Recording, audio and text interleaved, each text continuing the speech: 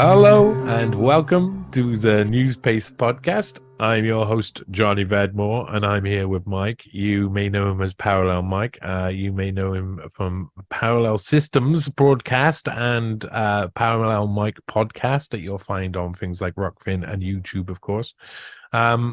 I'm gonna be honest.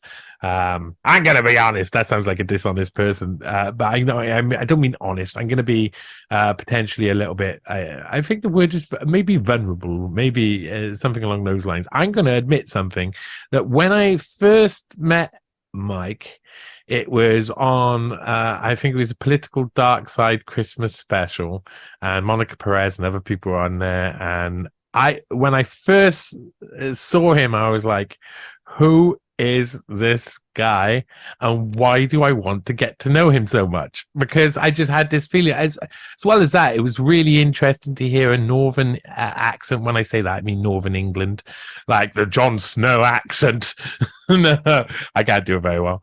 Come out, and I grew up with a lot of northerners when I was younger in the Shield Knot, and I always had an affinity for the people of the north of England. I find them a completely down to earth folks, so much more down to earth than the south of England and Wales itself and Scotland above. You know, they were really chilled folks. So when I first met Mike, I was just interested. I was like, who's this guy and why do I automatically like him and want to know more about him? So that's my little bit of vulnerability. I'm sorry if I'm embarrassing you at all, Mike. Doing it within this intro, there will be a video version that's going out to supporters and will go out later. So if you're blushing, they'll see it. Sorry about that. But yeah, good. I'm extremely interested to know more. We've had a conversation on his podcast, and we've had other conversations where I feel that he's a very lovely guy and I want to get to know more about him. But then when I actually went into research and about him, he just astonished me. I mean, there was the bits, the little bits I had known, the little bits I'd picked up here and there, but when I actually started to learn more, I was like, okay, this is a guy who's got the ability to focus his mind in a way that, well, we should all be able to focus our mind. And it's a hard thing to learn to do, and it comes from, a kind of letting yourself go to something which is bigger than yourself, is more powerful than you are, that you feel you can never quite compete, and then you go and you do it. It's like something that's within the realm of impossible fantasies that you can complete. I mean, he has had one hell of a life, so I'm very interested to talk to him. So, Mike, thanks for coming on Newspaste podcast. I hope I didn't embarrass you with all that. No, I think the only person who's ever embarrassed me, Johnny, is myself. So you certainly didn't embarrass me. I appreciate the lovely welcome. And, I think you're an intuitive person, Johnny. I get the feeling I'm a very intuitive person, and I'm sure we'll talk about that numerous times because that's a key part of who I am. But I think you're probably that as well. And it comes from having lots of experiences when you're young. You become very adept at picking up on micro emotions in people or energy around people. And it's funny, you can even pick that up through a screen. Like, I never did anything online previously till I started doing my shows, but I found that I can just as well pick it up through a screen, which is really interesting. You don't have to have that physical energy, but I think like attracts like, and we probably saw something in each other that was like, yeah, I want to, because I was just the same. I want to get to know Johnny. I just had a feeling that your energy and my energy would be similar, so it worked out. It was totally that. Really interesting thing you say there, because for the first, when it started off at the birth of the internet and the birth of this sort of communication, the idea that you could actually get to know someone online seemed like stupid. It seemed like, oh, you're basically getting to know a robot or something. There seemed to be a detachment between the two humans by proxy of the internet. And it is true that you, like, in the past, we got to know each other by letter writing and by phone calls and by other stuff. So it's not like long distance relationships. You've never got to know the other person, but you get to know people by this by interacting with them full stop. So I mean, the internet's got its its bad side, but I mean, at least it allows me to communicate with you all the way over there. So you are far away, are you not? You're so far away from me right now. You're all the way over there in Eastern Europe, in the dangerous land of Poland. Right in the danger zone. It's true. Yeah. Well, nie mówię dużo po polsku, so I don't speak any Polish. Do you speak any Polish? Mówi tylko trochę po polsku. My polsku jest bardzo zły, and I'll speak in Polish in case you've got a Polish audience, because they'll be able to laugh at me. Yeah, my polsku jest bardzo zły, ale postaram się. Moje żony mówi bardzo dobrze po polsku. Oh, right. Okay. Well, I suppose that you're all right. You're not. No. That like all you have to do, Johnny, is just perfect one or two lines and just repeat them over and over again. Yes, so I experienced. Okay, I can speak enough to survive in in a country. You know, I can go out and not get myself into too much bother. But it's it's a difficult language for sure. It's meant to be the hardest for an English person to speak after maybe Chinese. They always put either Chinese as number one or Polish as number one, because there's a lot of sounds. There's a lot of sh, like szczególnie or szczęśliwe, and you've got to train your mouth how to get those sounds out, which takes about a year and a half, 2 years just by itself. Oh, yeah. But once you've got them, it starts to open up a little bit. I worked in a hotel in Cardiff that was, first of all, the general manager became Polish, and then everybody soon was Polish apart from me. And his name was Shamak, and it was spelt with like a P-R-Z-E-M, something like that. It's so far, you look at it, you don't see Shamak at all. You don't see that sort of thing. And even I'm probably pronouncing it like pig Polish. Do you say pig Polish? No, but you know what? There's a Polish movie. It's a famous movie from the I want to say 60s or 70s. It's a comedy. And funnily enough, the Polish comedies are just like our old British humor. They've got the same humor. And there's a scene in it where the guy, who's a Polish man, he gets captured by the Nazis because it's set during the start of World War II. And the commandant of the SS guard has his name written on a piece of paper. He asked him to write it down. And the guy's pronouncing his name, and he chooses a proper Polish name to give him. And the commandant's getting angry and angry as he says, name, please. And he goes, what's his name? I think it's Grzegorz Szczęśliwy. And the guy goes, He's sat at the typewriter and he's meant to be typing this into his little document. And he goes, what? And he goes, and he just keeps repeating this word. And it's a classic scene of comedy. So yeah, apparently in Poland, if you can learn how to say Szczęśliwy's name, then you've made it. You can speak Polish pretty good. So it's such a hard sound to get. So you're right there. You're right on the precipice of being Polish yourself and being adopted. Well, to be honest, I'm probably not saying the correct name, Johnny. I'm not gonna lie. I'm giving it my best shot. I'm glad you're showing a bit of your honesty there. Because I lived in France, and even when I thought I got it, I was like, I'm pretty positive everybody's being polite to me all of the time, and they're just nodding at me, and we get through life by nodding at each other a lot of the time. So is Polish the first time you've learned a foreign language or tried to learn a foreign language? Absolutely. Yeah, it was the first time. And it's one of those things where I think sometimes it's good to be the foolish guy who doesn't quite say the things properly. It's a really nice character to be in a new place, because it gives you that is it affability, where people are just more like sensitive towards you, they're more caring. You say something sometimes that's a little bit foolish, it comes across wrong, and everyone has a giggle. To give you an example, we've got a neighbor, and he had a terrible accident when I moved here. We've got a village of like about 6 houses. He was in hospital and he was on life support. And what happened is he was working near electricity, and the people in the building had forgot to turn this high voltage electrics off, and he went past it and it sucked him in. Like the energy of the electricity literally sucked him in, and he lost limbs. He was in a coma and most of his body was burnt. So when I first met one of my neighbors, this was a terrible kind of story that he had to regale to me. He's like, oh, my son's in hospital. And I got to know him once he came out of hospital. He woke out of his coma. They'd all said goodbye to him, thinking he was going to die. And he woke up and came out of his coma, and I kind of got to know him. And I forgot actually what the point of the story was. The pronunciation of things where you just slightly mispronounce something. Yeah, okay, we're back on track. Well done, thank you. And I was in the kitchen, and he's probably had about 40, 50 surgeries.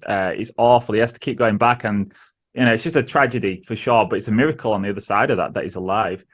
And he's trying to rebuild his life. And we were sat in the kitchen, and he was telling me about another bloody surgery that he just had. And these are awful things for him to go through. He has to have skin graft after skin graft after skin graft. I said to him, I'm sorry, but I said the wrong phrase. There's a few different ways of saying sorry. And there's a way of saying it where it's actually saying, I'm sorry that I did this to you. So we're all sat there, and he's talking about this really depressing kind of situation, and the atmosphere is pretty deep. And then I just say to him, I'm sorry. And the whole room just stops and then immediately erupts into laughter. And it made this really somber situation just a little bit lighter. And, that's a nice thing. I think that was maybe God was speaking through me. That was the only thing at that moment that could have been said to make that laughter erupt in a room when everyone was feeling depressed. So I think that's a good thing, to be the fool sometimes. Yeah, no, I think I played that role as well.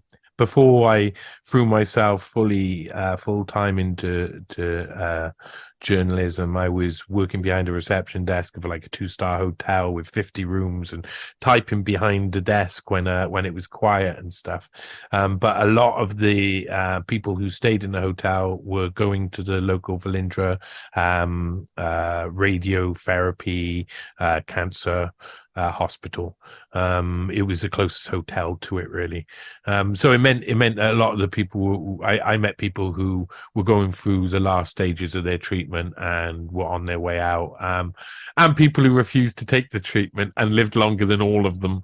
And I had some, I played that role, and played that role really well, of being the jolly guy who makes everybody laugh and everybody forget that they got all of the troubles, because troubles are everywhere. I think that was my job actually in hotels, because hotels are just rooms full of people with loads of troubles. I definitely get that sense from you, Johnny, that you have that character about you where you can speak to anyone. You always can pitch yourself at the level where it's non-confrontational and very easy for that person to feel at ease in your company. And that's not me at all. I'm a more intense character by nature. So, but I see that in you. And funnily enough, me and my wife spent the previous Sunday, last week, I think it was, we was watching your auditing. And I absolutely love it, because I'm a voyeur by nature. That's why I'm so good at reading characters myself. All my life, I've been fascinated by watching people from afar and seeing how they respond and their characters. And we watched about 8 episodes back to back, and then we both dreamed books in bloody Cardiff. So yeah. Well, I mean, it's a strange thing going out and meeting people, and I think the reason why I've now expressed that out so much is because I had so much anxiety once upon a time, and for a period of my life I just could not leave the house. The fear of meeting people. I missed out on so many good friendships. I had so many good relationships I could have through fear of, and I wasn't even sure what the fear was. But I suppose, is that why because your life is one where you've entered into sports that are heavily you have to have loads of mental endurance for boxing, you have to have loads of mental endurance for running. So was that your repairing or learning how to use sort of your own, for me, I feel that I've done loads of different things to kind of get me on the road to a better state of mental well-being, and one of the ones is communicating with people and going to talk with people relentlessly. I'm an endurance athlete in the talking front. Is that the route you took with sports? Was that to get over a load of bad stuff, really? I guess, I grew up in a really strange family. My dad was a career criminal, like a gangster, you'd call him in the UK and the US, mafia. And it was more like mafia. If you've seen mafia films, it's very much that, but in Northern England. Like not like you might, there's beautiful Italian accents. We'll just replace them with Northern accents. And, Help! Yeah. I knew it was you, Frodo. yeah. Sorry exactly. Yeah. Hey up, lad. So it was just like that. So it was an interesting environment to grow up, and it was a hyper masculine environment. You're asking who's the person who's just come in the room. Oh, that's Shotgun Shane. That's Cutthroat. God knows what. That's exactly what it was like. And you, as the son of that man who's known everywhere, and everyone knows him in the city, and you're Junior. I was Junior. He had the exact same name. You're expected to follow in the footsteps and to be hyper masculine, but oftentimes the opposite happens because you're overwhelmed by that character of your father, that you become a more submissive man in that relationship, which is normal with your father. I think a lot of people experience that. It's probably not unique to my situation, but I was not masculine, and I certainly wasn't a natural athlete. And I remember I got sent to boxing when I was maybe probably about 9. And I wouldn't even dare throw a punch at the opponent. I used to get punched all over by the other boys, but I was so timid, Johnny, that I wouldn't even want to throw a punch in case I landed it and they hit me back even harder. I was that timid. I understand it. I had the same thing with martial arts. My dad took me to learn Koshinkai karate, and I didn't want to hurt people. I didn't want to punch people really hard. I was timid in the same way. I understand. Yeah, I was just like that. And so I wasn't a natural fit for sports. I was last picked for a lot of teams. And I was extremely skinny. By nature, I was an ectomorph. So I used to get picked on in the changing rooms for that. They'd be like, "Oh, look how skinny you are, Mike." And but I do remember one thing. Did they used to say, sorry, just remember that. Did they used to say, "Well, hey up, you ectomorph"? Did they used to say that? No, they didn't know the word ectomorph. I think it was probably twig or stick or something like this. Sorry, go on. And yeah, so so I kind of shied away from it all, I guess. But I do remember one incident. And it kind of come back around later on where we was doing a test of strength, and it was a really rudimentary test. So what they did was they got some scales that we stand on. The old ones where you stand on it and a dial spins around, not these electronic My favorite ones, yeah. And they got one of those old plastic school chairs, which you'll remember. These like really crappy iron-legged school chairs with this plastic back. Yeah. And we sat in the chair, and they put the scale against the wall, and they got about 5 of the other boys to hold the back of the chair whilst you pushed against it to see how many times how high you could get that dial. Could you get to 10 stones, 15 stones? And everyone did it in the class, and I think I was the last one. And they were laughing as I was going to, because they were like, Mike's legs are going to snap. They're so skinny. And I did it, and I pushed, and the thing just span and span and span. And it was the highest reading by a long, long way in the class. And yet I had no real visible muscle. And that didn't tell me anything at the time, but I did laugh at the other boys. I turned around and I was like, I kind of strutted away like, yeah, there you go. So I think I had some natural, I think I was naturally predisposed to something athletic, but I just didn't reveal that till I was later. And the boxing came actually much later. I didn't start boxing again. I mean, I did a little bit as a boy, like I said, I hated it. And I went back when I was about 19, 20, which is extremely old to start boxing. And the reason I did that is I kind of had a rough few years in my teenage years, did all the stuff that you shouldn't do, and then kind of reset my life and went teetotal, started exercising, and just threw myself into it. Like literally 3 hours, 4 hours a day, I'd be training every day. I lived like a monk. Went back to university, studied theology, so I was maybe going to become a monk at some point, and started. And my dad got out of prison around that time, so my dad had spent my entire childhood in prison for his crimes. And he got out when I was about 20. Did you still manage to maintain a relationship while he was in prison?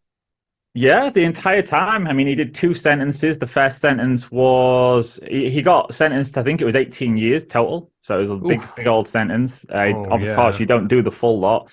The first one was for a drug smuggle. It was about $40 million worth of cannabis resin in today's money.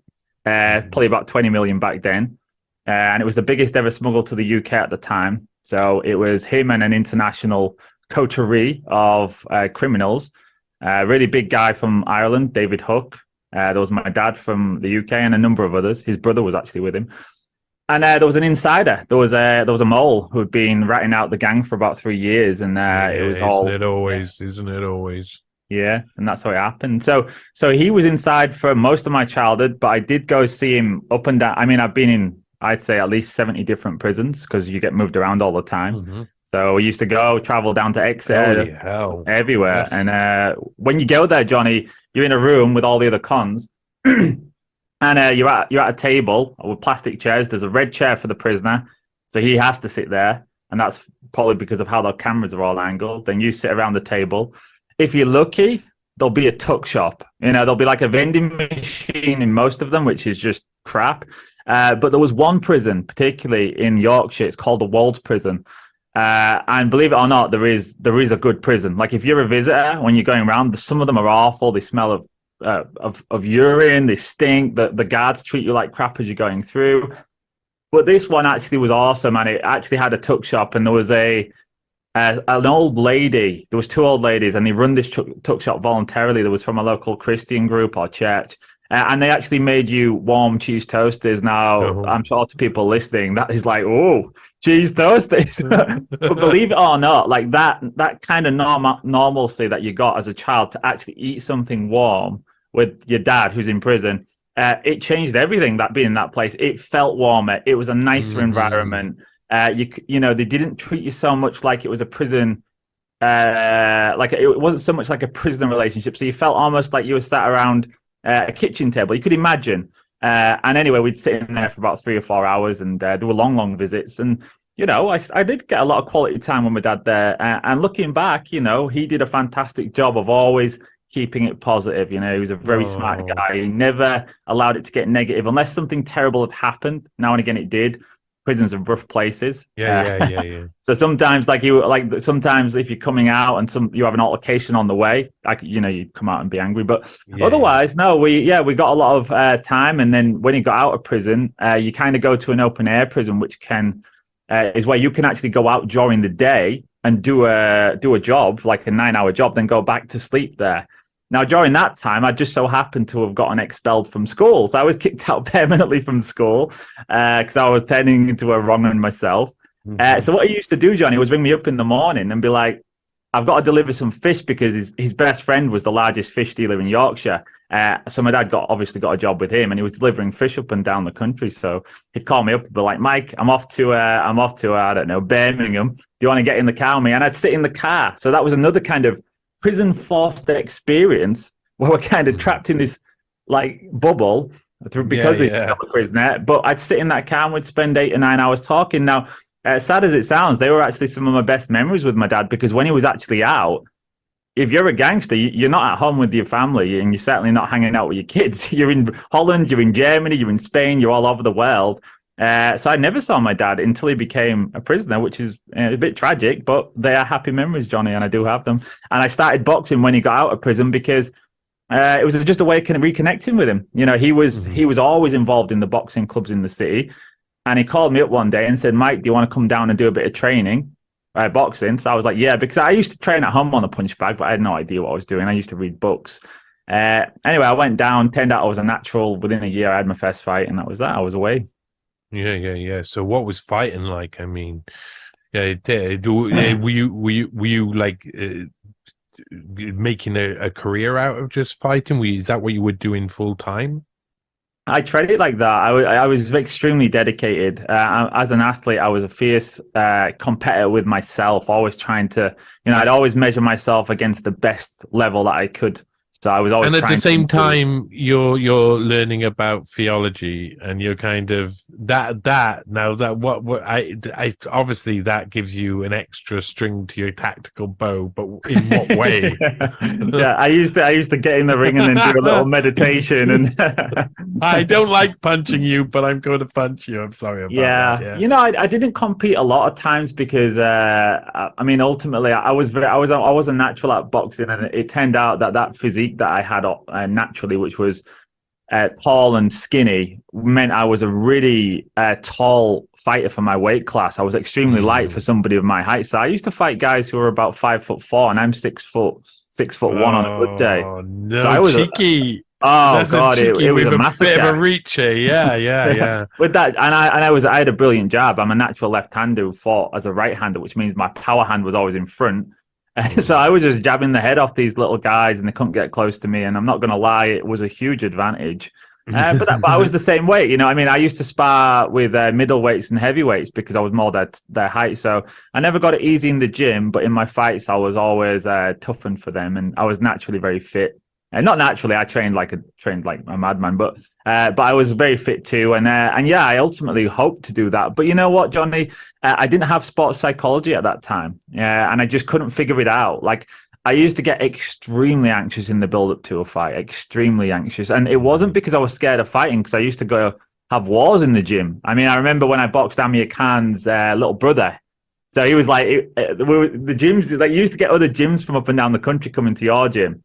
And this was a really big night for your gym because it was like now you're all you and all your teammates and all these other ones are coming in, and you know, Oh, and that's somebody good. and they set it up, and it was like, right, you're going to be boxing. Oh, it's Amir Khan's little brother. Now, for those listeners that don't know, Amir Khan was a world champion boxer for a time, and at that point he was really big, and his little brother was coming, and I was in the same weight class, so everyone was waiting for that fight. There was like, Mike's boxing Amir Khan's brother. And you know, I used to love those wars, and I always rose to the occasion. But I hated competition because the 3 nights before, I would just be like, I couldn't sleep, I felt sick, and it was performance anxiety. Being in front of my family, being in front of my friends, letting people down, particularly my dad. That never went away. So I struggled with that side, and ultimately, that's what I really struggled with as a boxer. I was extremely talented, should have done a lot more than I did, but yeah, I couldn't figure out the psychology, and that was why I just never went as far as I should have gone. So that's where maybe the moment, like where the mix of theology and this endurance athlete and the mental like issues with dealing, the psychological issues with dealing that, I suppose, led you to then looking to understanding yourself and then going on to being a counselor. I take it, is that what happened? Is it a mixture of because it makes me want to ask one question just before getting any answer to that or what comes next, but it's like are you religious now? Have you always been religious? Religious is the wrong word. Spiritual? Have you always do you believe in a God? Yeah, definitely, 100%. I believe in a God, and a loving God, and a creator that does love us and wants us to succeed and wants us to fulfill a divine plan, which is not for the world to be as it is today. I went to university to study theology because I felt a calling in my heart that there was something more, something meaningful. I had a lot of experiences growing up, and not just in my family, but you know, friends who had all kinds of tragedies, you know, suicides, rapes, all kinds of things. It was a very, very packed first part of my life, and I always naturally tended towards empathy towards people and being somebody who wanted to take care and help people. I mean, Johnny, you won't believe it. I can even remember. I even remember some silly things. Like I remember once I was sat in a hairdresser's and a boy runs by and he stops and he looks in the window and he's got a lazy eye and I think he's being chased by some kids. And just that sticks in my head because if I felt sorry for someone, or if I felt empathy, it's such a strong emotion for me that I do generally. I've got like a photographic memory of those feelings and memories attached to it. So silly things like that, I was always that way. So it was always a natural fit for me to kind of go towards something where I'd get to express that. So theology was the start of it. I focused mainly on Buddhism and Eastern religions. So I thought Buddhism was my path, and I learned a ton through that. And a lot of my beliefs now are from that period where I don't think Buddhism gave me the beliefs, but they crystallized what I already had kind of figured out and was figuring out. I was like, oh yeah, this fits. But my my beliefs, you know, what I actually believe is probably close. You know, Christianity would be a rough kind of figurehead. And as a boxer, you know, that did actually, you know, because I was naturally growing. I mean, growing up, I was extremely angry because I was a young boy. My dad had been put in jail. I got kicked out of school. Anger was a big problem. But as I got older and I started to figure that out. What I found is that as a boxer, the only reason most of those boys can get in the ring Johnny, is because they get themselves very angry before a fight because it's an extremely confrontational situation. It's you and another human being getting in front of an audience who are screaming for yours or his blood. Like they want to see someone get knocked out. In my first fight, it was away, so I was in Halifax, and I remember at this point I'd never had a fight, and I was in the changing rooms and warming up, and I was feeling great. And I had no clue what was awaiting for me. It was an Irish pub, and I walked out to the crowd, and I expected them all to be stood up, clapping like some kind of English gentleman's competition. Well, it wasn't like that, Johnny. I walked out, and the first thing I heard was, "Fucking kill him! Kill that skinny bastard!" Stick to Queensborough rules. Yeah, and there was glasses flying. There was a fight breaking out in the middle of my fight. It was absolute carnage. Awesome. And it was like shell shocked. I was absolutely shell shocked because it wasn't like it wasn't a sporting competition. It was a Roman Colosseum, and they wanted blood. They wanted my blood all over the ring. That's what they wanted.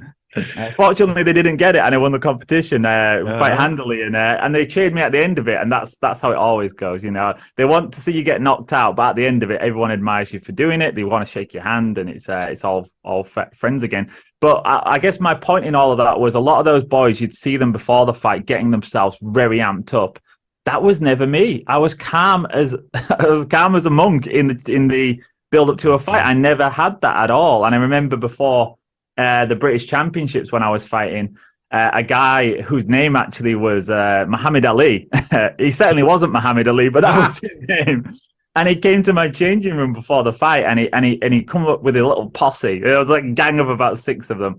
And they walk in, and he says, "I'm coming for you, Mike." He said, "I'm coming for you." And I looked in his eyes, and I was totally calm, and I certainly didn't get angry. And I just thought, you've already lost, because, you know, I could see that he was amped up. He was fearful. And I was like, all I have to do is stay calm, because when you're amped up and you're fearful and you're aggressive like that, you can't think clearly. And boxing is a game of chess. Contrary to what people who don't understand the sport, it's a very difficult sport. You've got to show offensive and defensive skills at the same time whilst moving around a chessboard. It's extremely complex. And so I was always very calm, and that's what essentially I think made me a very talented boxer, was that ability to stay calm in the fight. It was just the build-up, Johnny, where not on the day, not when someone was in the changing rooms, but the nights before.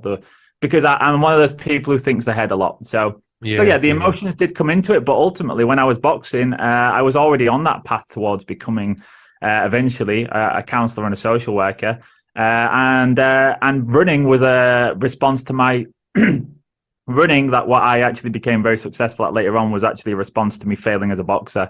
I found another sport, and I said, I'm not going to waste my talent this time, and I'm going to go all in. And that's what I did as a runner. So it was a response to that failure, trying to correct it, what I did wrong. I never really worked on my psychology at that point.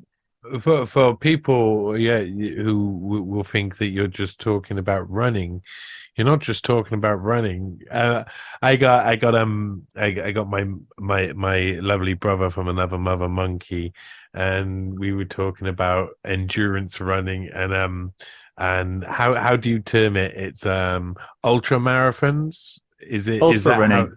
Running. Ultra running.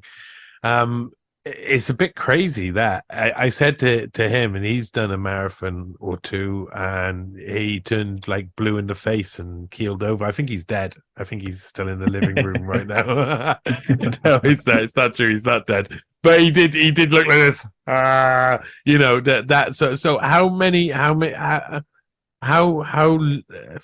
I just want to ask the question, so I'm going to ask it. I know it's like a child looking at something it's just found and going, what's the furthest you run in one, like in that way then? Yeah, the furthest I ran was 100 kilometers through the Peak District. So that's like, all my races generally were trail races. So they had a lot of elevation gain. So it's probably about, I'd say about 63, 64 miles on trail, probably like 80 miles on a flat road, but it's a different spot entirely. Those mountains, you have to be rugged, lots of leg strength.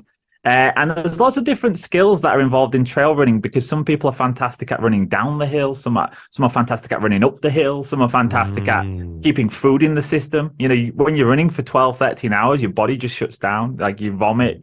Some people can't eat, some people can't drink. So there's all kinds. It's a strange sport. It really is a bit of a self-punishment type sport. Yeah. Yes, it's like it makes me think that there's a lot of runners who possibly studied theology too, and it might actually just be like a modern form of flagellation, and it's just a load of people who would have once upon a time been in the monasteries before Henry VIII come along. I think it does. No, I saw that for sure. Yeah, there are runners out there. I mean, a lot of the runners had depression, and I mean, for me, it was actually a response from a period where I had some tragedies, a near-death experience, and I become depressed, and that's actually why I started going running in forests by myself, all alone in the forest. It's a bit of an antisocial thing. It was reconnecting with nature, reconnecting with myself and my body. And so yeah, it was that 100%. That's why I started running too. And I found a lot of people did that because, nature's very healing. So there's people who want to spend 10 hours out of, I mean, some people it's 20 hours. Like, if I'm winning a race in 10 hours, then last place might become in 25 hours. So I used to admire those guys. Like I'd finish a race, I'd be in the pub within a few hours, but then I'd sit and watch and wait until the very last person came in every single time. They'd come in about 15 hours later, and I'd admire them guys. You know what I mean? So, but for someone to want to do that, I think you have to really find that value and something special in nature. And usually that's a place for healing, isn't it? Nature. So you can understand why people who have been through tough times could gravitate towards that sport. Also, we used to get a lot of vets from the army. So because they used to spend a lot of time with rucksacks on, going out on marches. So it would be a way of them kind of decompressing and reliving that in a to see a lot of that. And yeah, people who would come back from illness too, cancers. I want to run an ultramarathon to get my confidence back, show that I can do something amazing. So yeah, it was a great community sport for sure. Really nice. Great community sport, but I mean, you've got to. How do you get into that mindset? How do you? I know there's going to be no easy answer to this, but for me, I love going. I walk for ages, and I do lots of different things, but I don't necessarily have a sport that I got a bit of arthritis in my toes, and the excuse, unfortunately, not to do some things which I want to get sorted, but the other things, I could do a range of sports. How do I get myself motivated into that? Do I need to have a load of problems on the rear that I need to sort out? Is that what needs to happen? Is that what propelled you through sports, really? No, I think you need to have that drive, because there's a lot of people in those sports. I mean, just because you do a sport like that, it doesn't necessarily mean you want to do it competitively. There's a big difference between trying to finish an ultramarathon, like go out and say, I want to finish this 50-mile race and I'm going to try and take in the scenes. I mean, you're going to suffer a lot anyways, but it's completely different when you say, I'm going to finish it as fast as I humanly can. Because that requires you to push your body and mind to hard places, because you've got competition, and the competition's got the same goal. So those 4 or 5 guys in a race who are in it to win it, that's a war. And it's a psychological battle, and you might not see each other for a lot of the race, but when you do see each other, you are pushing yourself to the limits for sure. And ultimately, it is competitive, but it's very, there's a lot of camaraderie too. So. For me, I'm naturally competitive with myself. I've got a good kind of handle on not allowing that to become toxic. And I never looked at other guys and thought, I want to beat him. It was like, no, I want to do the best I can do on this. I want to be the best I can be in this race. And I use sports psychology a lot to kind of propel myself to a much higher level than I should have been able to achieve early on. Within a year, I was winning races, which is not normal. It's usually 10, 15 years of running. But I already had boxed as well, so I had a good capacity to suffer, put it that way. I understood how to push through suffering in training a lot. I used to train harder than most, and I think it's that, and I think emotionally as well, Johnny. Like growing up in having all those experiences, I did become good at suffering. I've very high tolerance for it. So running was ultra running, should I say, was a natural fit from somebody of my disposition. Yeah. That's some. I got so many things like come into my mind about what that means and where you go from there. Do you still do sports at the moment? Do you still do like now you're not ultra running? Do you still do a marathon here or there? My running career ended, Johnny, because I got a career-ending injury in my leg. No, So no, no way. basically, it happened, and it happened so early on. Like literally, I was just kind of coming into my. I wasn't even in the sport that long, to be honest. Most of my sport, put it this way, most of my running career, I was injured and trying to get back from the injury. So I had this Mm, one kind of glorious year where my trajectory was vertical. I was winning races. People were saying, "Who's this guy? Where's he come from?" Looked fantastic. And just after that race, I told you about that 100K race. I had an injury and I didn't take care of it because I was too competitive with myself. Like I refused to. mhm. I was like, I don't want to lose my So fitness. I'm not going to rest it. you said that you use sports psychology to get through that sort of like to under what's the fundamental difference between sports psychology and general psychology or um Yeah, so that's a good question. I mean, sports psychology is very much transmissible to life in general. What it's about is about trying to raise your inner expectations in a very deep rooted way. So, right in the subconscious, so it's really picking apart all of those self beliefs that are limiting. So, what do you tell yourself about how you're not meant to be good? You're not worthy enough. What are all those thoughts that have been put in there over the years by other people? Those thoughts that when you was a child and people were saying, you're no good at this, you're no good at that. How do you remove them and take away all of those hidden limiters so that you can then excel yourself into a future far, far quicker than should be possible?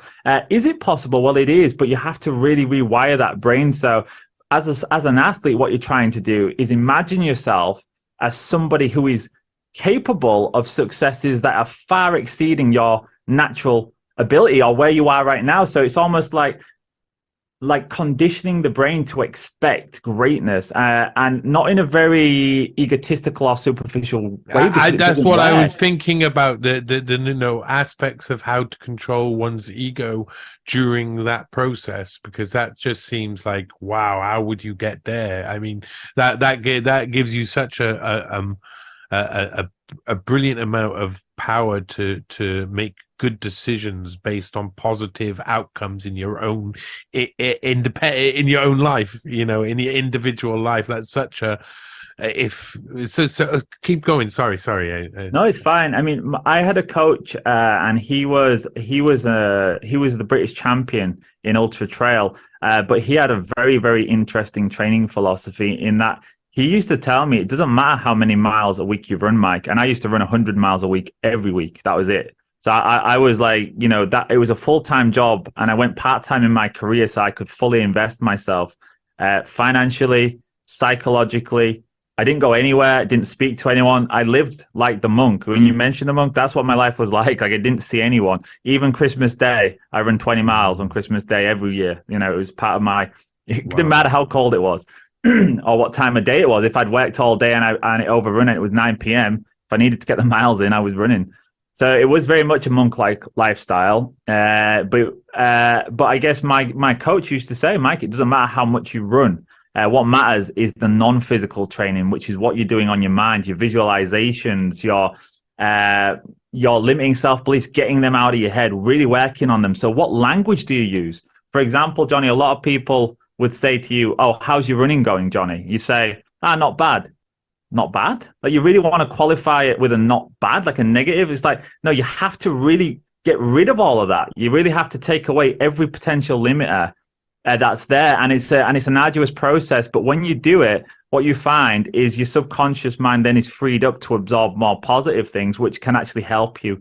And I used to work with people as a counselor, and it was much the same process, John. It was trying to help them work through all of the shit that had been put in their head growing up, all of the negativity, get rid of that. Mm-hmm. And now you've got that clean slate and you can build upon that, any kind of amazing structure that you want over time, but there has to be evidence too. So, I mean, you have to be putting in the work. It's not like you read these books, people say, oh, you can just manifest the future. It's like, no, there is a truth to that, but it has to be paired with an extreme amount of hard work, and your capacity for that is going to be different throughout your life. If I meet somebody who's clinically depressed, their capacity for hard work might be brushing the teeth and getting back in bed. They got out of bed once a day.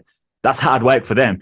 So it's always about that person's capacity at the time. So, I mean, as an athlete, your goal is to try and raise that capacity to its maximum, but without going over the edge where you get a life-limiting injury or a career-ending injury, which is what happened to me. It wasn't life-limiting, but it was career-ending. So that's a long response to the question. Yes, I still run, but I have to listen to my body, and it's always there. I can, I feel blessed every day that God allows me to go out and do 5-10 miles if He does. If not, I train at home. There's a million other workouts that I can do, but I love to get out, Johnny, if I can. But I just have to listen to that body, and treat it with respect. I don't treat it as something to abuse. As a runner, you're running 100 miles a week. If you feel injured, you're trying to push through it. It's like, no, I learned balance after running. That's one of the key lessons I took away from it. Well, this might be terrible because you might not have got there yet. But when did you get to a point where you feel like you've got a good enough understanding of psychology, whether it be sports psychology or any other type of psychology, that you felt that you understood yourself and the things that do limit you? Because you were talking about the things that limit you, but you're also talking about how, like, someone who's clinically depressed would, is on a very low. How do you lift up? How do you take away, and do that without becoming so the want of power, this narcissistic, egotistical maniac that's bursting through the door and eating all of the cake? How do you learn how to get away all of those limiting language? Because when you were saying that, what was going through my mind was the years of thinking in school, why are they telling me that I won't be able to do anything and I will be nothing and I will do nothing with my life all of the time? Even when they thought they were being nice, that was their language, was like, yes, but you won't be able to do that. Yes, but that's not for you. Yes, but that's for a girl and not for a boy. It's sewing. I remember that I wasn't allowed to use the sewing machine because what's the point? And it's like, surely we got past this. It's the 90s, but no, we haven't got past it. I got a lifetime experience as a youth of being given all of those limits. That seems like a conspiracy. Who's giving us these limits? Who's putting these limits upon us? Is it ourselves? Is it our parents? Is it our society? Is it everything? Is it a response, a fear response? Is it fear of the unknown? Is it a way to counteract, to stop people walking into danger? What is it all about? Yeah, it's all of those things, Johnny. But from our earliest experiences, it's going to be the people around us. So definitely at school, of course. But I think your parents probably have the biggest influence on all of that growing up. And it's funny that you mentioned about your teachers. I remember when I went to careers advice, where you was meant to be told what you could be, what you could aspire to. And for somebody who is already, who has self-confidence issues, is anxious. This was all me, probably most of my friends too. And I remember I went to careers advice, and she told me, and I had literally zero aspirations, like none, because I honestly don't remember a positive thing ever being said to me up until the age I was about 17. Like, I never had any positive feedback. So it's just, I had zero aspirations, I thought. And when my careers advisor, it was a woman, she told me, you could be a cleaner. And I was like, oh, okay. And sure enough, my job when I left university, my first job was cleaning a fish factory floor. That was it. My second job was a cleaner again in a supermarket.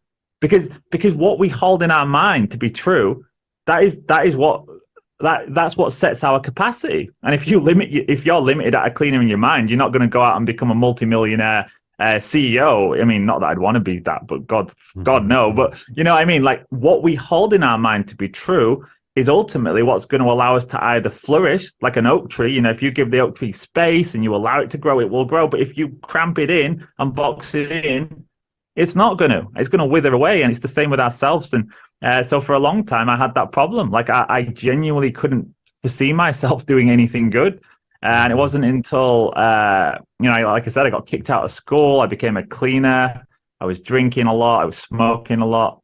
I was reading a lot of articles about central banking.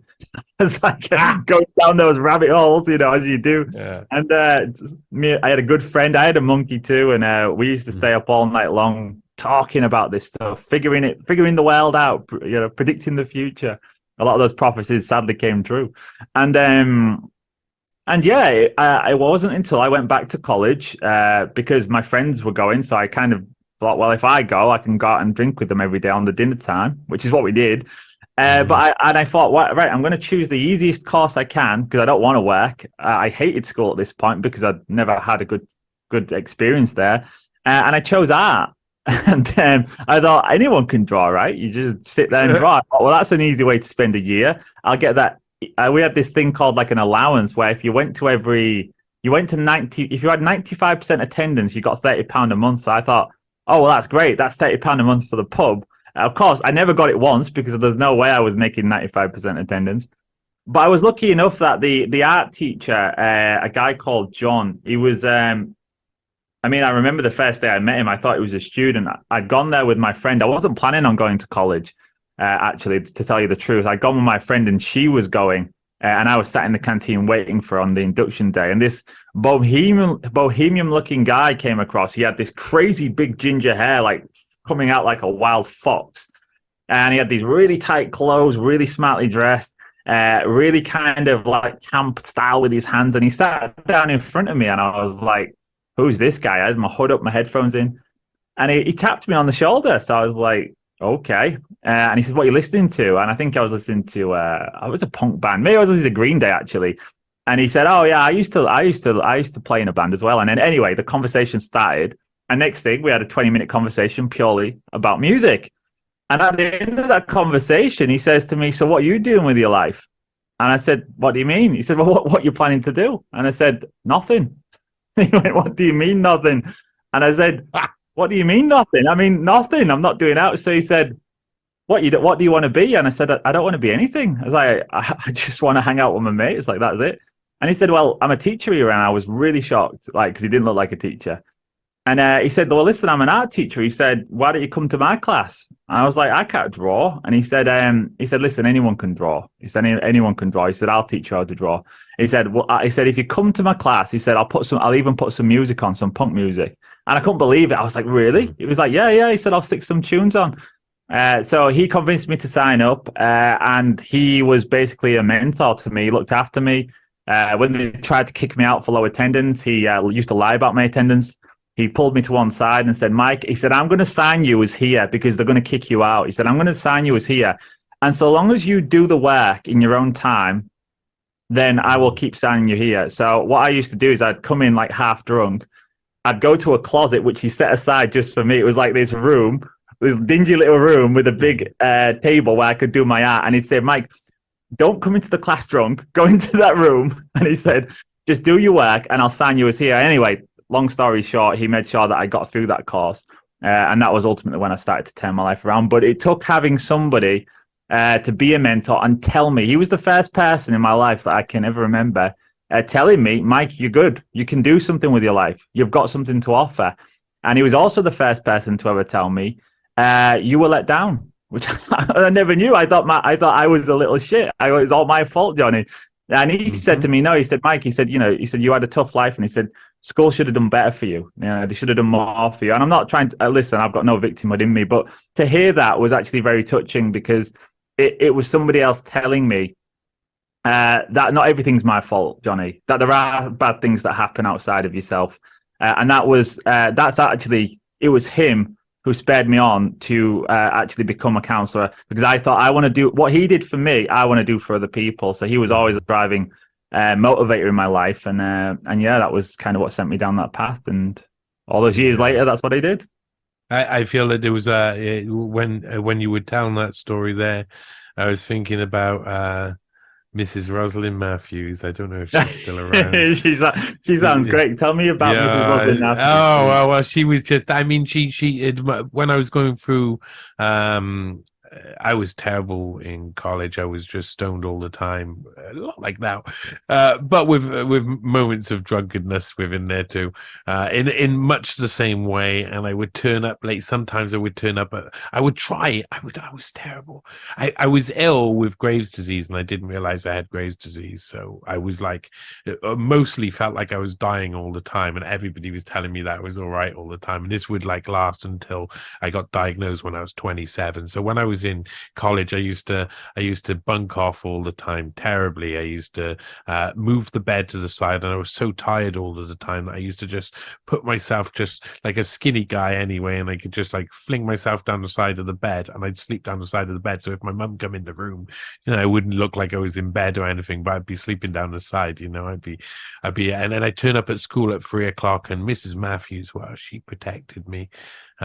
She stopped me from getting suspended or kicked off the course. She knew I was going through some stuff at home, but she also like helped me through my mum and dad's divorce and lots of other things. She was someone who, at the time, my life was so stressful. My dad and my mum were having like the worst divorce. I just discovered like I had this sister I never knew about, and there were all these lies and skeletons coming out of the closet and all at once. And it was like 1997. It was Boxing Day, and I was called in after everybody had been really, like, the Christmas had been really good. Everybody had been really calm. It'd been the first Christmas in history in the Vedmore household where everything had been calm. Never was there Christmas. I mean, there was Christmases where my sister got burnt by my dad, literally burnt, and run off and stayed at the YMCA or whatever, or the homeless hostel. And there was years where there was just screaming and shouting all over the place. But this was a really nice Christmas. It didn't make any sense at all.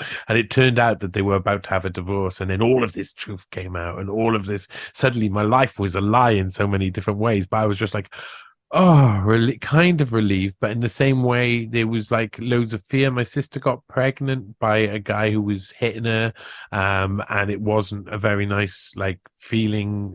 The whole thing was just kind of like a spiral in my life. And there was this beautiful woman, Miss Matthews, who would sit there while I sat there stressed out with my nose bleeding from stress. Like, just suddenly I'd have nosebleeds here and there, feeling like terrible all the time. And it was Miss Matthews who was my stable rock, who gave me all the confidence that I had never been given before, that I could actually do something good, and I was a nice boy, and I wasn't a nasty person, and all of those different things which other people had put onto my shoulders. And I had kind of just walked along with it, saying, I deserve everything I'm going to get. I deserve everything I'm going to get. And it was two women. It was Mrs. Matthews and a woman a little bit earlier who kind of instilled a tiny bit of that, called Mrs. Challenger. She was a beautiful like character. She got angry with me many times. She had these really thick glasses, like really thick, and her eyes would go from squint to just the entire lens is filled up if she was angry, and she would feel her wrath. But I mean, they were women who for the first time, in my life, just like you, give you that lift, put you up there, and make you feel good. And I think, looking back, to be honest, Mrs. Matthews did that kind of because her son had committed suicide years before, and she I think, I know she always like saw me as looking like her son and stuff like that. So I think she did it out of thing. There was other reasons behind it, but regardless, it was a kindness that I hadn't been given elsewhere, and at a time that I really needed it. But it didn't necessarily form me into, a focused character, because it kind of, for me, it kind of mollycoddled me, I suppose, a little bit. I didn't come out the other end with this kind of feeling that necessarily that I was a good person or anything like that. I just realized that I wasn't all bad. That gave me confidence to go into the same the as me, Johnny. workplace. Yeah, it was just the same, buddy. Yeah, it was just was the first time, and it was just a paradigm shift. Like, oh, there is such a thing as positivity. There is such a thing as nice feedback.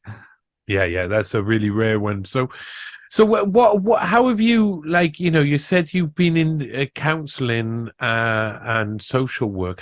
What area of that have you been is most of your experience? I specialized as much as I could with young people, and I worked mostly for charities. How Yeah, so I go on. spent most of my career working. I mean, I was very, very selective in my career from the very beginning so that I could work almost exclusively with a certain age range. So it was usually young people under 18. So it was 17 down. And the reason for that is because I knew that that is the age range. If you can get someone during those age ranges, you can help that person change their life and stop them from becoming the drug addicts, the prostitute, the suicide case.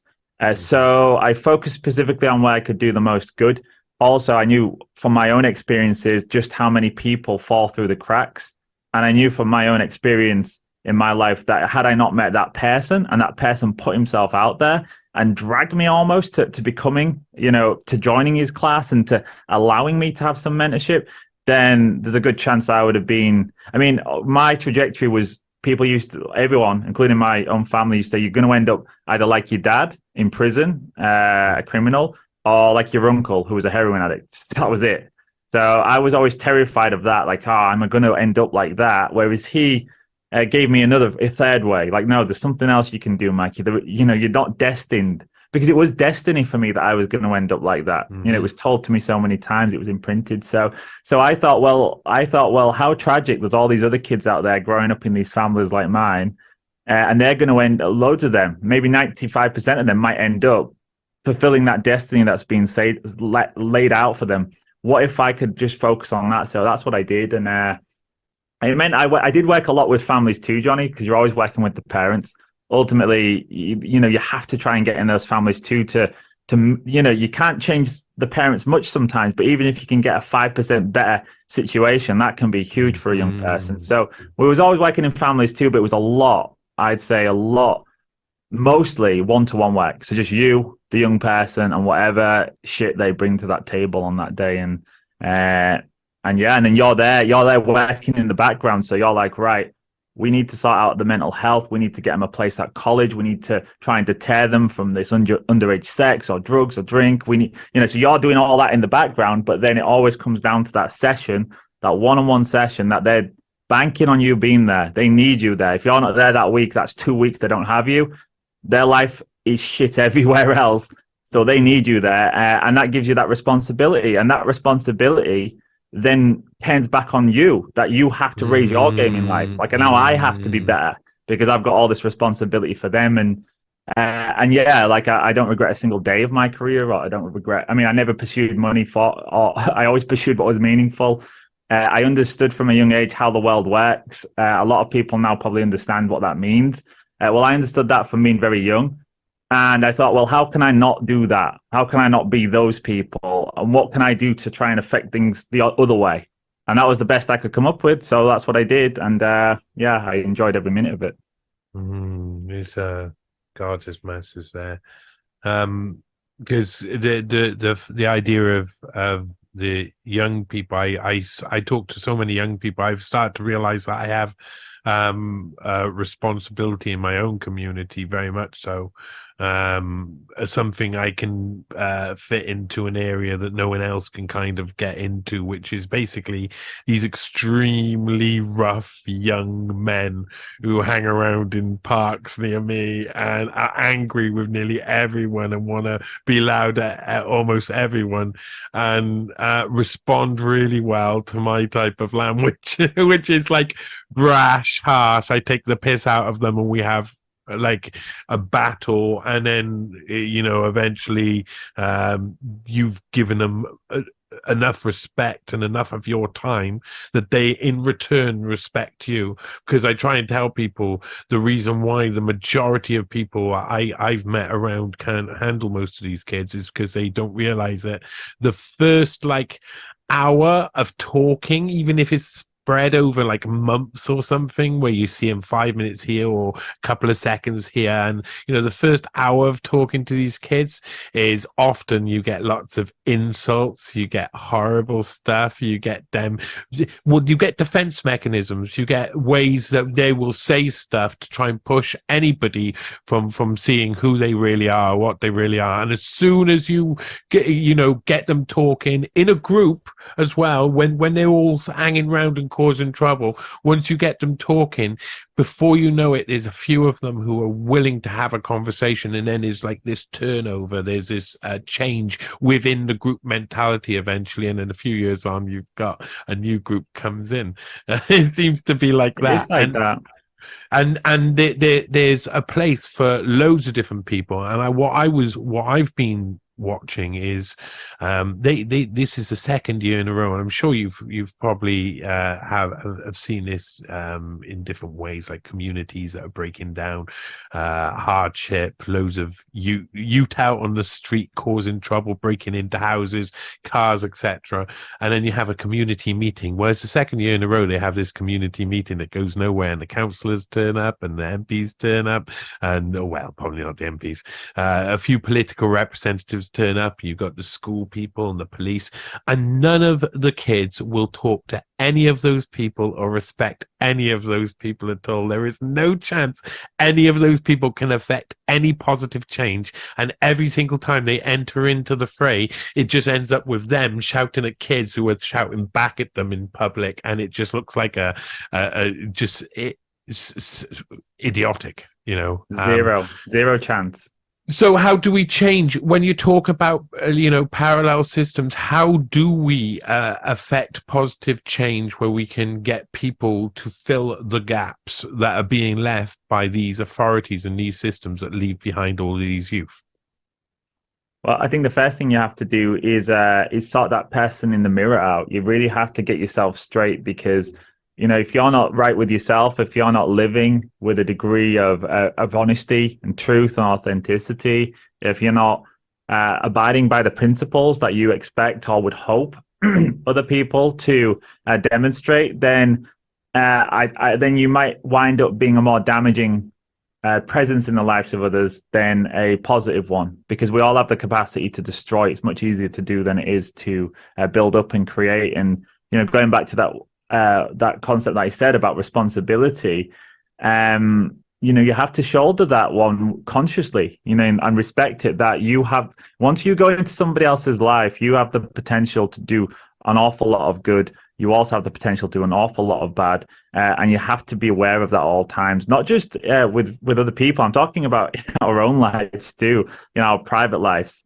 And oftentimes it's very sad, but oftentimes we treat the people closest to us worse than we would do a stranger or a colleague at work or someone that we see only as an acquaintance.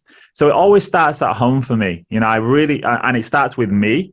Then it starts with me and my wife and the closest relationship. Then I expand it out. But if anything's going wrong in that immediate circle with me, then I'm not going to be able to get it right with my wife, and I'm not going to be able to get it right with the community. So I'm always trying to really reflect on life and make sure that I'm doing the basics at home right. And recently, I've been working really hard, 50, 60 hours a week. And I thought, what? I'm missing that middle section out. Like, I'm being really busy. My wife's really busy. And I'm helping tons of people out outside of that. But I was like, I recognized there was an imbalance. I have to draw it back in and focus more on making sure that I'm being there for my wife, because she's working hard. So I'm always trying to do that reflection to make sure I never get out of balance. So I think that's where it starts, Johnny. And then the parallel system comes from people doing that in their own lives and coming together.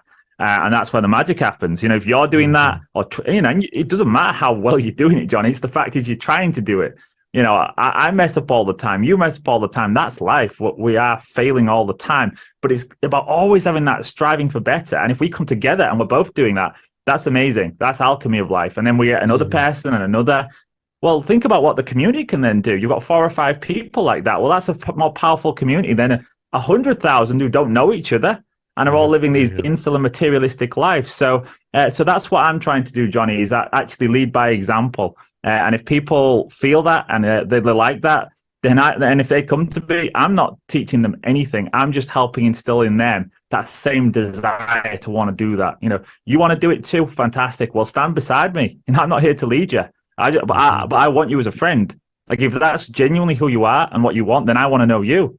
And that's what I say to people. I want to know those people, and I want to bring them into my life because we're going to need each other. We're really going to need each other in this next 10, 15 years. So what made you change to what you're doing now, to going out and doing the podcasts and stuff? What made you say, okay, I suppose you've got to a level where you feel like because you're on a homestead, if I'm not wrong, yeah? Yeah, we live here on our little farm. And so you managed to, how easy is it? How close are you to being completely off the matrix? Are you there already? No, certainly not with food. I mean, that's an extremely difficult thing to achieve. And what you realize is that the people who used to live that way, those people led very difficult lives. You're talking 12 to 15 hours a day, every day, 7 days a week, 365. You could probably do it a little bit easier now if you was using technologies, like certain machines certainly made it easier. But ultimately, I think true self-sufficiency has to be a community endeavor, but you can do an awful lot too. For example, our entire heating in our house, it's all from wood. I chop the wood. Our food, we grow significant amounts of food, preserve a lot of food. Water comes from our well. Energy, we have off-grid energy. So, yeah, I mean, we can live in the dark ages if we want. If you turn everything out, the candles come out. We have energy power cuts all the time here. So we do get to experience what it's like to be in the dark. And life just goes on because everything's a self-contained system. Our heating, like 90% of the year, no, not 90, I'd say probably 60% of the year it's cold water showers. I usually get showered in the garden with a bucket of water. Yeah, a watering can. Because if we don't warm our stove up, we don't get hot water because it's connected to a hot water tank. So you don't get hot water. So it's a simple way of living. And I've always been like that, Johnny. All my clothes, everything I wear is charity shop. I'm very, very simple way of living. I don't want for much in life. And that's the philosophy that I try and instill in other people is, listen, you can replace all of the artificial in your life that you're not enjoying that's actually poisoning your life. Get rid of your TV. We got rid of our TVs 15 years ago. Or I did. We don't have TVs. We don't have gadgets. It's pure and simple. At night, if I'm not working, if I'm not doing something like this with you, which I don't class as work, I class this as sitting with a friend and having a conversation. So this certainly isn't work for me. But if I aren't working, editing something, we're playing board games. We're playing cards. We're talking. We talk a lot. You know what I mean? So it's just a simple way of living, Johnny. It's about replacing the modern bullshit life that they give you, all of the crap and fear mongering and artificial, with real experiences in the garden, in the house, talking to each other with your animals. We've got a lot of animals here, lots of chickens. We have rabbits, whatever. Looking after them, really simple. And you know what? It's so grounding because all this stuff that's going on out in the outside world that they want me to be thinking about, I'm not thinking about it. I'm thinking about, I need to get those chickens out this morning. I need to go feed them. I need to go water them. So that's how we live, and ultimately, that's the future that I'm trying to expand into. Like, how can I grow this and bring other people into it? Because that's what I want, But I don't think living like this and being insular is the way out. No, the way out is community, and I think we need to find ways to build community. So that's where the parallel systems idea comes from. Yeah, I think there needs to be a level of local infrastructure that is off-griddable, is off the matrix, is away from their systems. But for that, in Britain, for instance, we need land laws to change. And that's not going to be very easy to achieve. It's not going to be very easy to achieve under the current system until that current system completely falls apart. Though there are certain places in the UK where that happens. But there's also, again, my language there is limiting. I'm limiting myself because there's a load of different places where I could go and just set up a homestead. In Wales, there's actually special laws in the west of Wales where you can do such things, and as long as you can get away from it for long enough, you basically keep the land. But I think that's what I don't think people. One of the things I've noticed is I don't think people realize how much spare land there is around for such things. They think all of the land is taken up, and it's just not so. It's actually very small amount of the land it's built upon. How did you guys are good though in Wales? You do have a lot of these little communities around where people are doing that. England's much more difficult, but Wales have been much more flexible, and a lot of people are now moving to Wales to live this kind of future. And I know a few little communities on the coast. I stumbled across one once. It was like this ghetto. I was like walking, and then it's like, you know, those old Western films where you walk, where the guy walks into town and then the music comes on. Do do do do do do do do. Well, it was just like that, and I saw these like all these strange buildings and caravans and people peering out the curtain, and then a few dogs barking, and I realized I was in this kind of little makeshift community. It was just there in Wales, so these places exist. Yeah, but I have to say that Wales is a bit like that anyway. Where you go, I remember walking into a pub in a place called Tavern Spite, which was near Coldblow in just West the names, Wales. Tavern Spite near Coldblow. Tavern Spite, and the tavern. I wanted to see how spiteful the tavern was, and we went within the tavern, and the whole place went completely. It was completely full, completely quiet, and it was just like everybody looked across. Who are these people? These aren't locals. It's just that's a very it lends well to that sort of. I know. I would think from my own research that it's a different, like it's a calling inside people of a tribe of the past, people who have ancestors who lived a different way, don't necessarily have the same traits or the same wants or desires as the tribe who lived up in a different area with a different set of resources, etc. Exactly. And in the UK, there's loads of tribes dotted around the place that people have no idea are actually tribes. They call it all homogenous England and the like, and it's actually the Humbers and the Lanks and the people of the Owlmet and the Cornish people are separate from the Devonian people. So I find all of that so fascinating because it really shows, or it really, like, if you examine it, you see each place has a hidden culture, loads of traits that this overcast culture kind of like gets forced upon people, yet there's still pockets of memory floating around from something that used to be, that you see it just bubble up again here or bubble up again there, and you see it manifest in different ways. It's all around the place. Do you miss the north of England?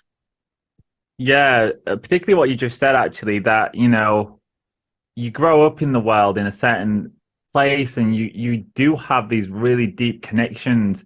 Also, just understanding things, like understanding people. I was always a people watcher, and I could always feel what was happening in conversations with people. Like, oh, he's angry. Oh, she's mad at him. Oh, do you see that look that he gave her? And, you know, I could feel that, and I could see that. And, you know, every area had its own little culture, and you had to work to get into those things. And I loved that. I love the dynamic of communication, and, you know, how do I get myself into this clique and situation? Like, how do I become a member of the community? Like, I love those conversations. I love going to pubs and making friends with people. That culture, the very British pub culture, where you, like you said, you walk in and the whole bar just stops, drinks down, and then. I remember wasn't the first time that happened. Yeah, go on. I remember when I was in my mid-teens, and I met a girl, and she come from a really nice family, Johnny. Like, her family was like the nicest part of the city, definitely middle class, you know, the good old middle class. And I thought, oh my God, she's rich, you know, because I was growing up on the council estate when my dad was in prison. My dad had a lot of money when he was out, but when he went in, it was all gone. He had to pay a proceeds of crime bill of like 1.3 million.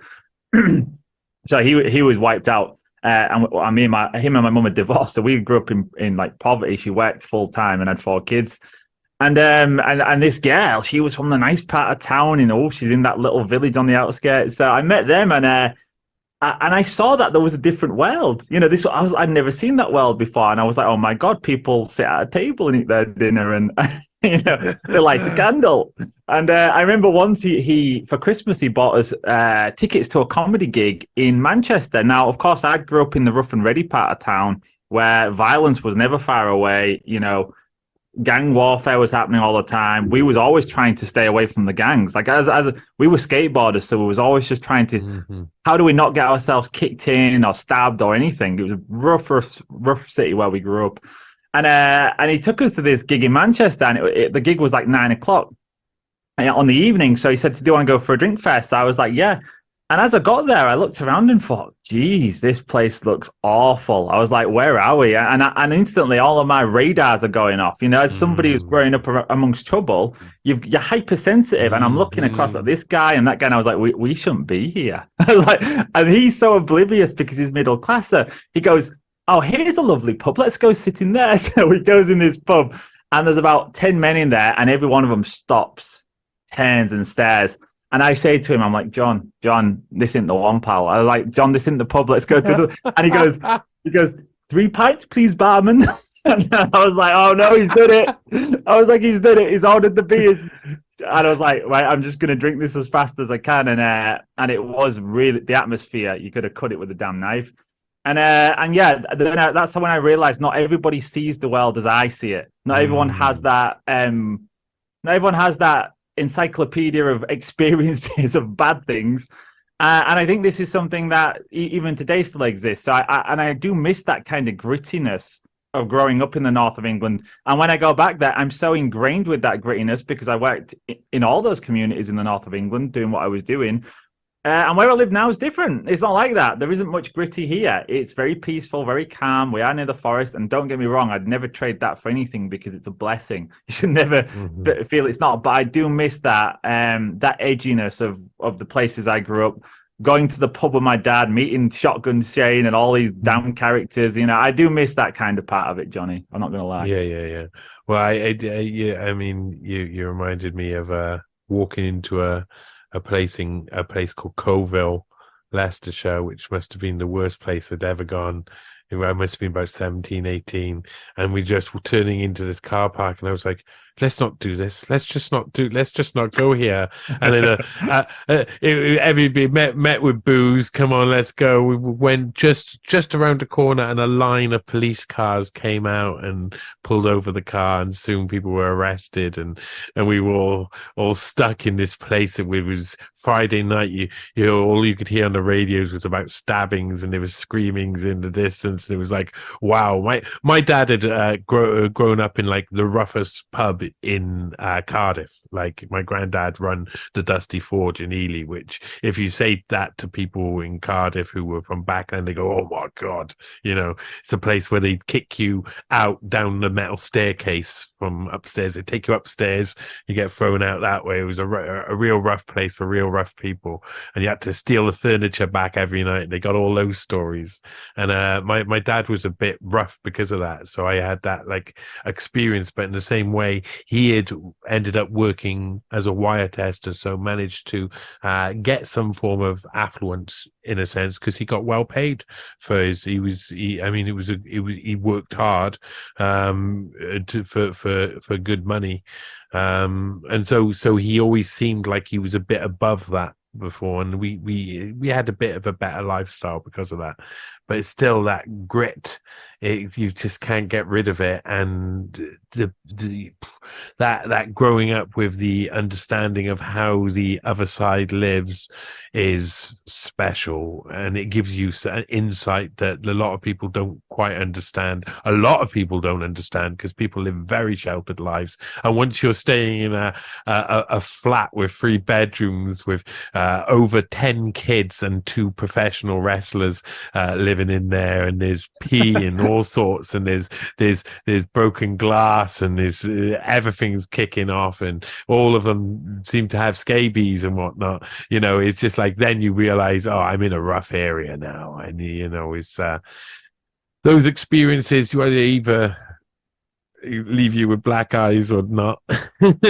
Yeah, well, these are skills that are important as well, Johnny, and you do realize that, unfortunately, probably, it's good that people don't have all those experiences, yes, but when you do, you become very, very alert, very adaptable. You're a survivor. I've always in life survived any situation, and I never worry about the future because I always just say, well, I made it through every past situation, so why won't I make it through the next one? Adaptability too, what I mean? Like, no matter what life throws at me, it's like I can use this, I can get around this, or I can use it as a springboard to something else. And I think you get that from those experiences.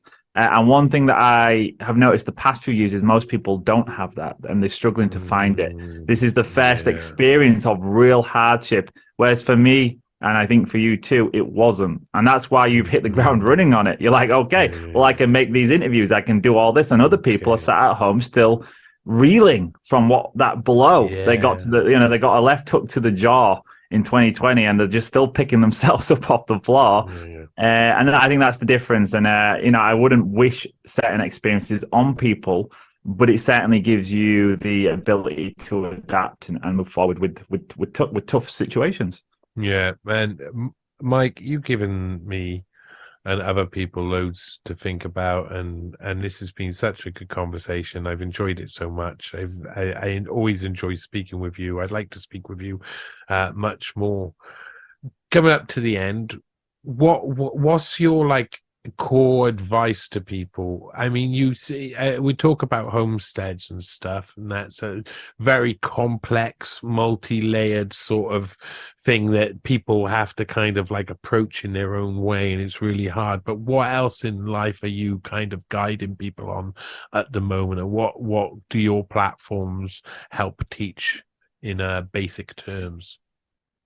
Yeah, so my YouTube channel, and well, I don't like calling it a YouTube channel. It's on YouTube, but it's on many places. It's on Rockfin, and I prefer people to go there. But the Parallel Systems broadcast is very much focused towards understanding the financial component of all of this. What's coming, why it's happening, what are these strange sounding terms like derivatives, why does it matter? And just breaking it down in layman's terms, because when I first started investing and learning about finance, I was a layman. I had no clue. I literally went from running 30, 40 hours a week, training for 34 hours a week, and I had this big gap in my life. And I thought, well, I need to get up to speed financially, because otherwise me and my wife are going to wind up stuck in whatever future there is. So I promised her I'm going to figure this out, and I'm going to buy you a farm, and we're not going to wait until we're 80 to live a dream. We're going to figure it out.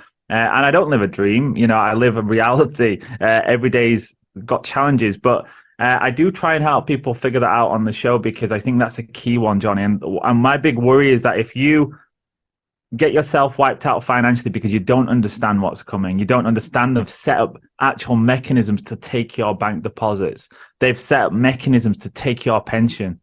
They know you're not getting that money, but if you don't know that, and you are wiped out financially in what comes in this flood, because it is going to be like a biblical flood, then you're done for. You are completely dependent on the state, and that is the point. So I thought that's the place where I can have the most impact on people, is to help them understand that. So that's what I do on my show. I also have a private Patreon community where we get into things a little bit more specific, and I help people out financially. I do consultations. That's part of my actual work, one-to-one consultations for people that need support protecting themselves, their wealth, and also the practical side of it too, Johnny, which is becoming more self-sufficient and more self-reliant, because there are so many threats before us, and the risk of getting higher, and the fear is getting bigger in our life. So I teach something which is voluntary simplicity. Make your life more simple. Take back control of the things that they're hanging over you like a sword of Damocles. Food, water, energy. Well, the simple solutions for all of that, Johnny. It can be as simple as just getting yourself a fantastic water filter, a British Birkenfeld water filter. It'll cost you about 100. And that water filter will change your life. It will change your life. That one thing, knowing every day that you're not putting fluoride, micro traces of all kinds of drugs psychotropic drugs, all kinds of them are in that water. Knowing that that's not going in your body, that can be the first domino, Johnny. It was for me. Mm-hmm. And then 2 years later, you find out I've come so far from there. But I just start really simple. Listen to people like Johnny. Check out different shows that give you advice, but don't get bogged down in the fear. Do not allow yourself to go into that whirlpool of all these different accounts that are just spreading fear. That's no good. And if somebody's not offering you solutions as well, I think that needs to be a warning sign. That's a red flag. If I go online, Johnny, if I'm on Twitter and somebody's showing me all the bad stuff, but they're not offering any solutions, they're gone. I don't want to hear it. If somebody comes in my comment section and they just tell me, oh, well, what's the point in trying? X, Y, and Z are going to do this to you. They're gone. That's the only line in my sand is if you like that, if you've got no hope, no, I don't want to speak to you. So keep your hope. Don't allow those people to infect your life because that's part of the plan too. And start simple. And that's what I do, Johnny. And I've also, like you, I've got a podcast where I do deep dives on all kinds of things, financial history, the alchemy of money, how they got us to this place. If you want to learn more about that, then you can decode it. Then check out the podcast as well. Yeah, that's awesome. Awesome. And everybody should get on to understanding that when you're talking about that, a biblical flood is just the best way to explain it. I'd not thought of it kind of like that, but I've thought of what is coming. I know what I have a grasp of what's coming financially because of all my work over the past few years has led me to examine the people who are putting the next sort of like financial system into place and how that will work and the mechanisms. And it will be just big time, take everything, just everything gets whooped up. We say everything gets just taken away. And it's the most terrifying idea that a lot of people are just sleepwalking into, that they can just take away everything from you, all of those things. My mum and my other relatives spent a lot of time seeing, like, I'm building up my life, I'm going to pay off my mortgage, then I'll be able to hand down my house and my some of my financial stuff to my kids. They've been looking for ways to just take all of that away, and all of that life based upon doing these things for this reason, and then the reason is just taken away right at the end, just snatched away. It's just so evil. It's Machiavellian. Thank you so much for coming on, and I hope we talk many times throughout the rest of our life. Thanks. I'm sure we will, Johnny. I class you as a friend. I know we haven't met in person, but we certainly have a rapport and we have an energy like attracts like. And I think you're on the right path. And I look forward to seeing how your life develops. And we all have difficult times ahead of us. We have difficult times at present, but you are going to get through them, and you're going to be right up there with the best of them. You're helping people, and that's a beautiful thing, my friend, is to have that. Like, if there is such a thing as karma, you're building it, you're stacking it up. You are wonderful. Thank you. And man, I tell you what, life is really, it is just test after test after test after test. And after a while, you realize that you don't want to hear all of like people telling you that you can't pass the next test, because you're going to have to pass the next test. And I think that's what you really bring to my mind with your work and what you do. Love you, Mike. Love you.